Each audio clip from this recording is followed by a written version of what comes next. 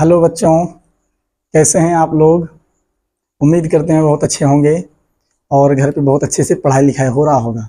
ठीक है, देखिए ट्रिगोनोमेट्री का प्रश्नावली 8.1, ठीक है, प्रश्नावली 8.1 का जो है हम लोगों ने 3 नंबर तक कर लिया था। अब 4 नंबर क्वेश्चन जो है आज हम लोग पढ़ने वाले हैं। ठीक है, तो हम लोग 4 नंबर क्वेश्चन पढ़ते हैं, देखते हैं कैसे बनता है ये क्वेश्चन। यहाँ पे लिखा हुआ है कि 15 cot A बराबर 8 हो तो साइन A और sec A का मान निकालिए। ठीक है, ये कितना आसान क्वेश्चन है। आपको दे दिया गया है कि 15 cot A बराबर 8 है। ठीक है, तो कह रहा है कि आप साइन A और sec A का मान ज्ञात कीजिए। तो आपको हम बता चुके हैं कि जब भी इस तरह का क्वेश्चन पूछे तो सबसे पहले आप एक समकोण त्रिभुज बनाइए।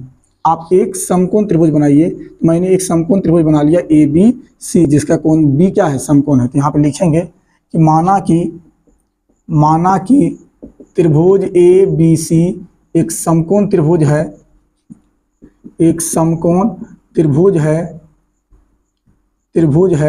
जिसका कोण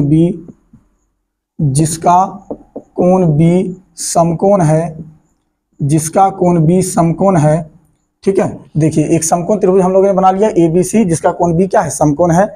अब देखिए दिया हुआ क्या है, तो जो दिया हुआ उसको लिखेंगे। दिया है कि क्या दिया हुआ है, दिया हुआ है 15 cot A बराबर दिया है 8। ठीक है, देखिए एकदम धीरे धीरे और आसानी से हम लोग बना लेंगे इस सवाल को। ठीक है, तो ध्यान से समझिएगा। यहाँ पे 15 cot A बराबर 8 दिया है, तो ये 15 और ये cot A ये दोनों जो है एक दूसरे के साथ गुणा में है। क्या चीज में है, गुणा में। तो ये अगर इधर जाएगा तो क्या हो जाएगा, भाग में हो जाएगा। ये हो जाएगा cot A बराबर हो जाएगा 8/15। ठीक है, देखिए ये गुना में था, इधर गया तो क्या हो गया, भाग में हो गया। अब आपको मालूम होगा cot थीटा बराबर फार्मूला होता है आधार बटे लंब। क्या होता है फार्मूला, आधार बटे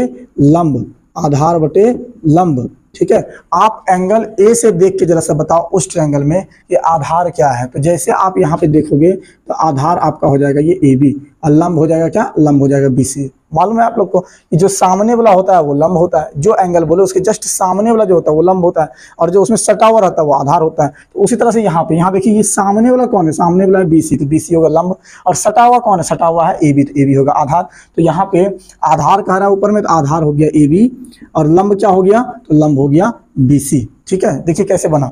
यहाँ दिया हुआ था 15 cot A बराबर 8, तो ये 15 ये 15 जो है गुना में है, इधर गया तो भाग में हो गया।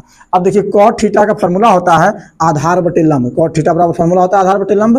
तो एंगल दिया है A, तो A से हम लोग जब देखते हैं तो आधार यहाँ पे है AB और लंब है BC। आधार हो गया AB, लंब हो गया BC।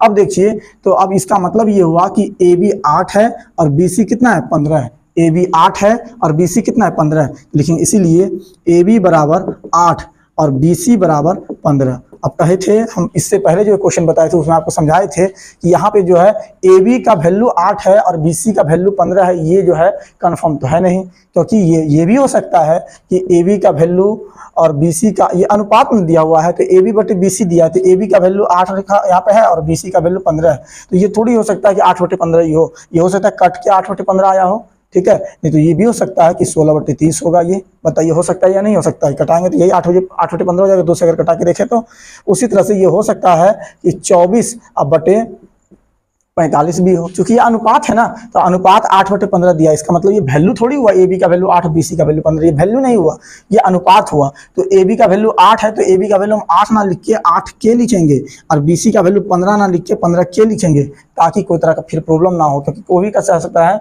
यहाँ पे कि सर ये AB का वैल्यू 8 है, या AB का वैल्यू 8 और 15 ये जो दिया हुआ है AB बटे BC, ये तो अनुपात है। तो अनुपात है, इसलिए AB का वैल्यू हम लोग 8 ना लिख के 8K लिखेंगे, और BC का वैल्यू 15 ना लिख के 15K लिखेंगे। समझ में आ गया। क्योंकि ये हो सकता है 8/15 भी हो सकता है, या हो सकता है 16/30 भी हो, या हो सकता है 24/45 भी हो। ठीक है, तो उम्मीद है ये समझ में आपको आया होगा। तो इसलिए हम लोग जो है 8 और 15 ना लिख के 8K और 15K लिखेंगे। समझ में आ गया। अब देखिए आगे, अब आगे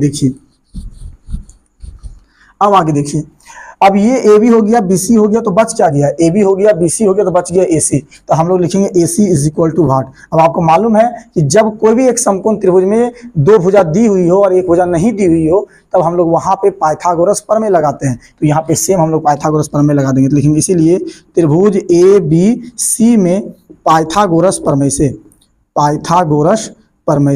तो पाइथागोरस प्रमेय आप सबको मालूम होगा, पाइथागोरस प्रमेय होता है कर्ण का स्क्वायर बराबर लंब का स्क्वायर और जोड़ आधार का स्क्वायर, यही होता है पाइथागोरस प्रमेय। तो आप जब वहां पे देखिएगा तो कर्ण जो है इस त्रिभुज में देखिएगा तो कर्ण जो है कर्ण है AC, तो ये कर्ण हो गया AC, ये हो गया AC का स्क्वायर, लंब लंब हो गया AB, तो ये हो जाएगा AB का स्क्वायर। अब आप ये नहीं कहिएगा सर यहाँ पे लंब आप रखे हैं BC, यहाँ रख दिए AB, तो यहाँ पे कोई दिक्कत नहीं है, यहाँ पे दिक्कत हो जाएगा, यहाँ एंगल है ना, तो यहाँ पे बाबू आपको देख के रखना है सारा कुछ। लेकिन यहाँ पे अगर लंब आप AB लिख लें या लंब आप BC लिख दें, उससे कोई फर्क पड़ने वाला यहाँ पे नहीं है।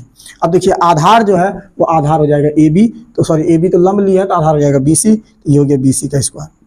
ठीक है, अब इसको सॉल्व कर लेना है। ये हो गया AC का स्क्वायर, तो AC तो दिया हुआ है नहीं, तो AC का स्क्वायर रहा, और AB का स्क्वायर, तो AB का वैल्यू 8K है, ये हो गया 8K का स्क्वायर। अब प्लस फिर क्या BC का स्क्वायर, तो BC का है 15K, तो ये हो गया 15K का होल स्क्वायर। तो इस तरह से जो है ये हो जाएगा AC का स्क्वायर बराबर 8 का स्क्वायर 64, K का स्क्वायर K स्क्वायर, 15 का स्क्वायर होता है 225, और ये हो गया K स्क्वायर। तो इस तरह से ये AC का स्क्वायर बराबर हो जाएगा, इसको जोड़ेंगे तो कितना होगा 5 4 9 6 2 8 और ये 2, तो ये हो गया। अब देखिए ये स्क्वायर उधर जाएगा क्या हो जाएगा, रूट हो जाएगा, तो ये हो जाएगा AC is equal to root under 289 K square. तो इस तरह से AC बराबर आ जाएगा 17K, AC बराबर क्या आ जाएगा 17K आ जाएगा AC बराबर। ठीक है, तो देखिए AC का वैल्यू जो है वो 17K हो गया, ये 289 का वर्गमूल होता है 17 और K स्क्वायर था, ये हो गया K। तो इस तरह से AC मेरा निकल गया कितना 17K, AC निकल गया 17K। और AB, तो AB जो है वो 8K है, तो AB हो गया 8K, BC 15K है, तो BC हो गया 15K। ठीक है, तो हमको लगता है यहाँ तक आपको कोई दिक्कत नहीं है। यहाँ पे 15 cot A बराबर 8 दिया था, तो 15 cot A दिया था, ये गुना में था, इधर लाए भाग में हो गया, ऊपर हो गया आधार, फिर हो गया लंब। तो एंगल A से देखे तो आधार हो गया AB और लंब हो गया BC। तो यहाँ पे हम लोग AB का वैल्यू 8K और BC का वैल्यू 15K लिखेंगे, ये नहीं कि AB का वैल्यू 8 और BC का वैल्यू 15 लिख दें। AB का वैल्यू हम लोग 8 ना लिख के 8K लिखेंगे, और BC का वैल्यू 15 ना लिख के BC का वैल्यू 15K लिखेंगे, तो बच गया AC। तो AC को हम लोग पाइथागोरस प्रमेय से निकाल लिए।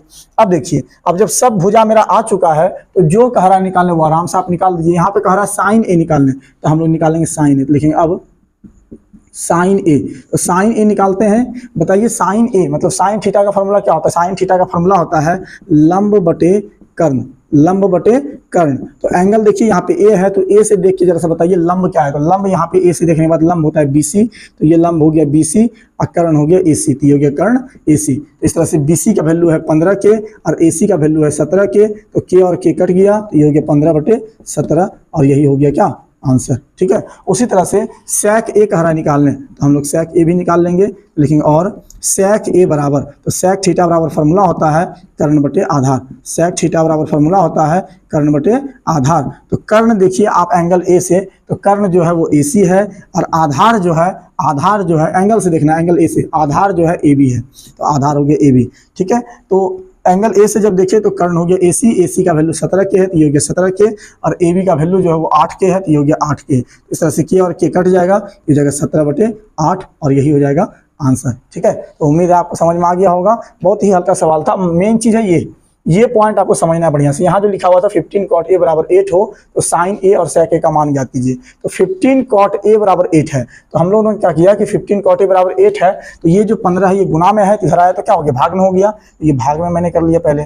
अब देखिए cot थीटा बराबर फॉर्मूला होता है आधार बटे लंब, इसका मतलब है ये 8 आधार है और ये 15 क्या है लंब है। तो आधार एंगल से देख के जरा से देखना है, एंगल से जब देखेंगे A से तो आधार जो है वो है AB और लंब जो है वो BC, तो हो गया ये AB बटे BC। तो AB का वैल्यू हो गया 8K, BC का वैल्यू हो गया 15K। 15 यहाँ K क्यों लिए ये तो आपको समझ में आ रहा है, K जो है वो सामान्य अनुपात है बाबू, क्योंकि 8/15 ही है, K 8 जो है AB का वैल्यू और BC का वैल्यू 15 ही है, ये तो निश्चित है नहीं। ठीक है, तो इसलिए हम लोग क्या करेंगे यहाँ पे अनुपात लेके चलेंगे। ठीक है, क्योंकि 8K हो जाएगा AB का वैल्यू और BC का वैल्यू 15K, तो बच गया AC, तो AC को पाइथागोरस प्रमेय से निकाल लिए। अब जब AC का वैल्यू निकल गया तो फिर आपको जो भी बोले त्रिकोणमितीय अनुपात निकालने वो फार्मूला आप सेट कीजिए, निकल जाएगा। ठीक है, तो उम्मीद है समझ में आ गया होगा, आप इसको नोट कर लीजिए। ठीक है, धन्यवाद।